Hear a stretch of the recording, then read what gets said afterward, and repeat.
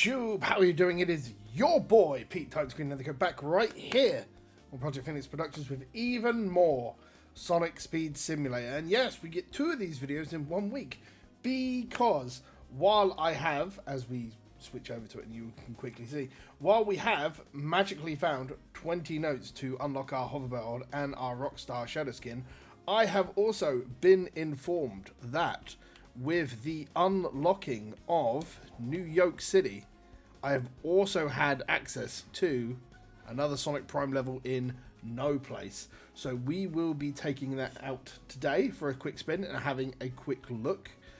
We've been getting our mastery up slowly with all characters. I have a feeling I should be able to reach Cyberstation with the level we're going. Just getting a bunch of characters to type mastery 2 should do it. So what you'll also have noticed is that I finished the quests in New York City. So we have also unlocked Hilltop. So there is a spoiler for the video obviously coming on Monday for you, as well as we will be dipping into that. But for now, let's take a look into the place with no name. But first, have you seen this video? No? Well, let me fill you in. I'm trying to reach 1,000 subs by the time we reach a year of daily uploads, which takes us down to December 24th, 2024. If we can hit that, I will go out and I will get a Sonic-themed tattoo. It'll be the first tattoo. I've got a plan for what it is, but help me reach that goal and we can get it done. It's going to be cool. You get content. I make a promise. It's all good. Back to our regularly scheduled content. Okay, so the one thing I know about this area from watching the Sonic Prime TV show is that it is essentially Green Hill, but it's all underwater. So I'm assuming that all of this level is going to be underwater. So what do we have here? Hidden treasure, chest rewards, 100 doubloons. I have no idea what this means. I'm guessing it means if I find a chest, I get 100 doubloons, right? Ooh. I was always a big fan of Chaos Sonic. As you can tell, I've got 126. I have been here, but literally just to get the music notes, because it was what I needed to just tip it over without going forward into like Hilltop and Speed Forest and everything else in order to unlock stuff. But what is Angel's Voyage? So I'm guessing I got all of this done by doing the stuff in New York City. So I've got to pop some air bubbles. Oh, you get the no play style because we got the New York City style unlocked while we were doing the quest there. So that's cool. Because I did like the gloves and the shoes. So that's cool. Is there anything on the other side? Yes, there is. 40,000 doubloons to get Knuckles the Dread. That's pretty cool though. And a pirate ship hoverboard. That's probably even better. Right, okay, so let's dive down and see what's going on. So I'm assuming that I'm going to have the 60 seconds of breath, right? Now, I know that there's air bubbles so you can keep playing, like, boop, and just keeps you going. So we are just going to have a quick dash around and see how it is. I expect something like, you know, a mixture of Bikini Bottom and Green Hill. I'm essentially just expecting that it's the Green Hill map from Speed Simulator, literally just underwater, because this place automatically already feels familiar. But I am on a time limit. I was told that if I really want to cheese it, I can just switch to like a robot because they don't need to breathe. So I do like this. I like it. It's just like, it's a fun way of doing Green Hill, I guess, right? Like, you don't need to worry about everything that is available.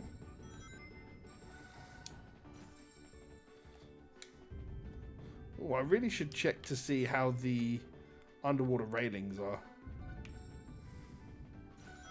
Ooh, goodness. Oh, right, cool. That just threw me back in the air. Flip. Get me on the... No, I want to go this way. Boo. There we go. That's cool, because now I can actually move the camera and actually see it as I go through. So, that was cool. You can actually see things and just go around them and everything else. Whee! It's pretty cool. The music's very chill. And obviously we've just got like a whole bunch of doubloons to go. So I haven't finished unlocking everything from New York City yet. Just like I haven't finished unlocking all of the skins from... what is it? Is it Emerald Hill? Yeah, because I've still got to do the races basically for Emerald Hill in order to unlock the other android. So there's a lot to do there. I'm hoping nothing is going to be backlogged into... I hope nothing's going to be backlogged into just hiding it behind anything else that's future. Because I know like Shadow was obviously gate locked behind having the hologram Metal Sonic. So this is cool though. I can't even remember what I actually needed to do to unlock the rest, and I've just realised that you need bubbles. There we go. Is that another rail? Is it a different rail? If it's a different rail, I'm going to take it. Because I do enjoy the grinding sections a little bit. There we go. Ooh, I feel like it was the same rail as earlier, but I shall soon find out.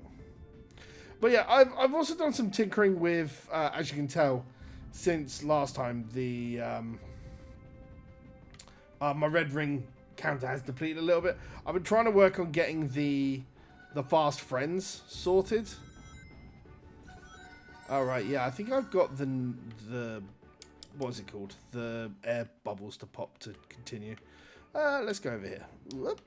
It does feel a little bit like it's just Green Hill though.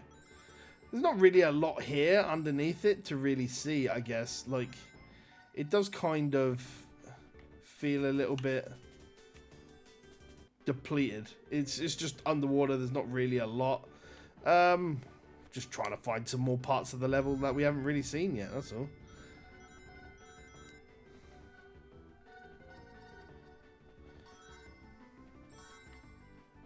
There we go. Let's just go this way, I guess. I mean, I can guess, like, if it's anything like the City Escape world, because I assume once the actual movie and series event goes, like, the City Escape world will remain there forever. Just how, like, the Metal City Skate Park seems to, like, just be permanently open for even new players to just go back and visit. So I assume that there's a lot of that's still just randomly available. But I dig the effort they do into sort of places like this, even if it is just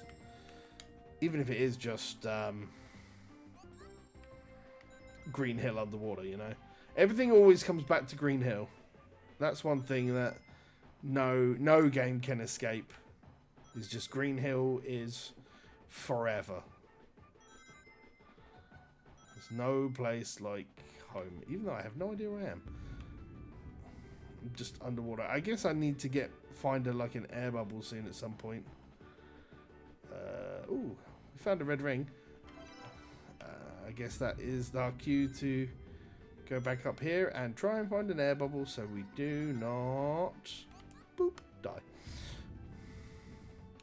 There's got to be some more, like, because obviously the big thing about No Place is that like deep underwater you just had the one ring loop just high above underwater. There's more stuff to see over here, I guess. I guess the biggest thing I'm really missing is there's not anybody here, which kind of sucks a little bit. I kind of wish there was just more players around, but I guess a part of that is they're probably in new areas. There's probably just like not a lot on. People just are around for the when the people are around when the new content launches. They get it done and then they move on for another week. I don't know. Ooh. So I saw this when I had to get a music note because there's one of the music notes in front of this, but I'm not sure. It doesn't look like there's anything I can go into. Maybe it was a plan to have something at one point. But yeah, no, I've been trying to get my friends up. I've been on. It took me a while to really figure out that the fast friends themselves were basically just there to buff the actual friends that you've got, which give you your skill points and bits and pieces. So once I figured that out, I realized that I needed to have some other of like the Chow friends. And the more I do that and everything else, I'm vastly reminded that this is a 3D version of like Sonic Runners. If anybody remembers that. I know I definitely tried the Runners Revival at one stage, just for a laugh, just to see how it would be. But yeah, I mean, I don't really think there's a lot to this level, really, is there? I mean, again, if you really want to cheese the damn thing, you just come in here as a robot, and I guess you're fine. Oh, we can go up there. There's a rail we haven't been. So, I guess we can just... Is it just a rail that's there that lets you go up? I guess it is. So, I guess we'll go up and have a quick look. Ooh. Oh, right, yeah. So, this is where Tails' workshop essentially would be, right? Like, if you go to other Green Hill, Tails' workshop is here. So... Let's just grab the red rings.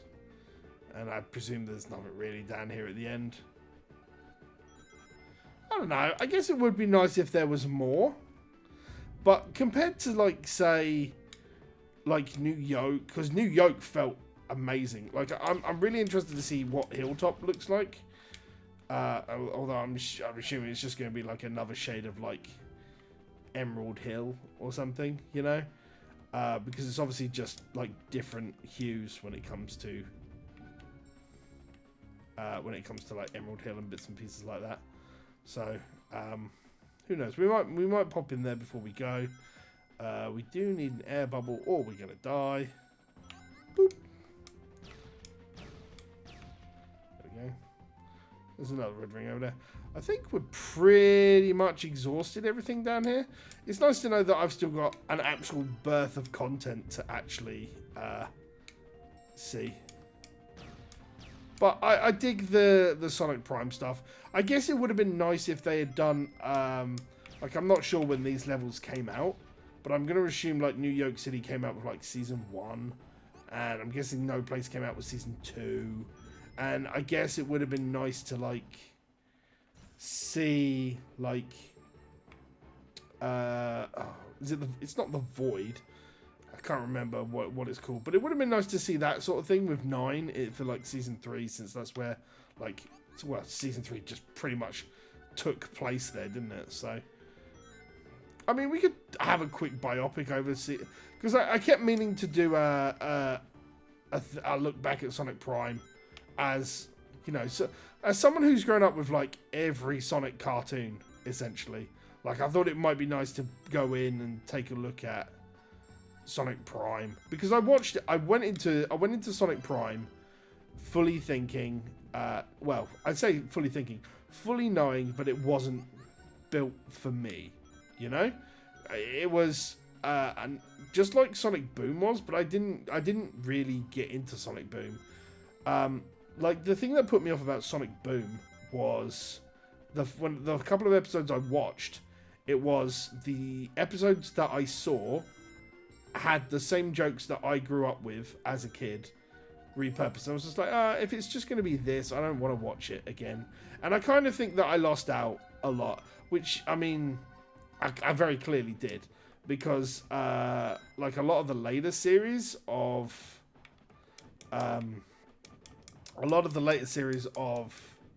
Boom has some really cool moments.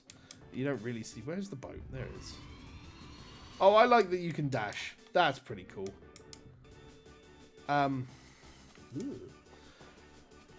So yeah, no. So the big thing about Boom is that I kind of saw the jokes in the a couple of the first episodes in the first series, and was like, this isn't for me. These are jokes I've grown up with, and they're clearly repurposing jokes that we grew up with for a newer audience, you know, with something they know.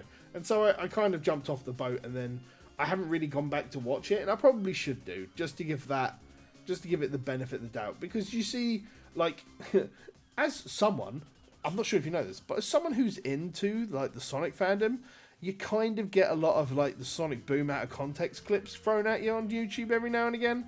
So you see those and you're like, oh, that's pretty funny. And they do some actually stellar stuff with that. And Sonic Boom wasn't really given the best of treatment, especially with the video games, which is a shame, because I think they had a very good opportunity to like flesh open a world, and it really felt like, I feel like if they had done Frontiers, thinking about it, because obviously the Sonic Boom Rise of Lyric game was a bit open world, if they had done that Sonic Frontiers with like the Sonic Boom world and actually having that whole cast of characters there, I think that probably could have worked quite well. And when we go and think about Sonic Prime, I think the biggest thing that let Sonic Prime down is, to me, there wasn't enough experimentation with the characters and what they could be. Like the premise you're sold on is the fact that there's a paradox crystal, Sonic shatters it, and there's like, you've just got this entire multiverse of opportunities, and we get like 4 to 5. And I'm just like, it would have been really nice to have like an Eggman for each different realm, rather than all 5 of them in one realm, you know, and then just having the different cast of characters in like over a course of things and every. But I mean, in saying that, on the flip reverse of that, it keeps the smaller universes to a very tight-knit core, which allows everybody to come back like Avengers Endgame style at the end of it, and you just have that. Now, my problem with Season 3 is it felt like it could have been half the length of what it was. I feel like Season 3 kind of just had like an episodic spread and could have been half the size of what it was, and it could have still performed what it wanted to do. That was my problem with it. I feel like Sonic Prime was okay. I feel like Sonic Prime was serviceable. If you look at it, if you go into it with an open mind and think, yeah, if you go into it with an open mind and you're not that worried about it, I think you could enjoy it. And I think that's the thing that a lot of people don't go into Prime thinking. They just go into it and go, it's for kids, you know. But no, I don't know. I feel like people could have given it like a bit more premise, because I grew up with Satam. I grew up with Adventures. I grew up with Underground. In fact, I definitely couldn't find Underground, but I've definitely got like the OVA, and I've definitely got Satam. So, do you know what? They're definitely a thing. As a big Sonic CD fan, I'm really happy about that. And I really enjoyed Satam. And I think it's the only thing that really gave me an interest in like Archie as well. So I would have liked to have seen a bit more of that, and I would have really liked to have seen the Archie comics like come a bit more like outside of the US. But I guess, you know, back in that time you had publishing laws and everything else and keeping everything. But we had Sonic the comic, and you know, it would be nice to see Fleetway go a bit more out there. I guess if Rebellion owns all the rights to all the Fleetway stuff, I mean, I presume they have to go through Sega to be able to publish like the Sonic stuff. But maybe the fact that Fleetway owns all of Rebellion owns all the Fleetway prints, it would be nice if we could get those reprinted in a hardback now, since, you know, someone actually owns it. But yeah, this turned into a Sonic Speed Simulator episode into a talk about Sonic the Hedgehog cartoons. Go figure. But yeah, I haven't watched the Knuckles series yet. That is next on my to-watch list. And with it being so new, I might, because it's only like 6 episodes, I might try and crack through it and maybe just give like a biopic about it. I don't know. I will tell you one thing though. I will probably be at SonicCon in Manchester in October. That's probably where I'll be next in terms of Sonic Fiesta type stuff, hair in the face. But yeah, I'll be there. So I guess I will see you tomorrow for another Blue Hedgehog themed episode.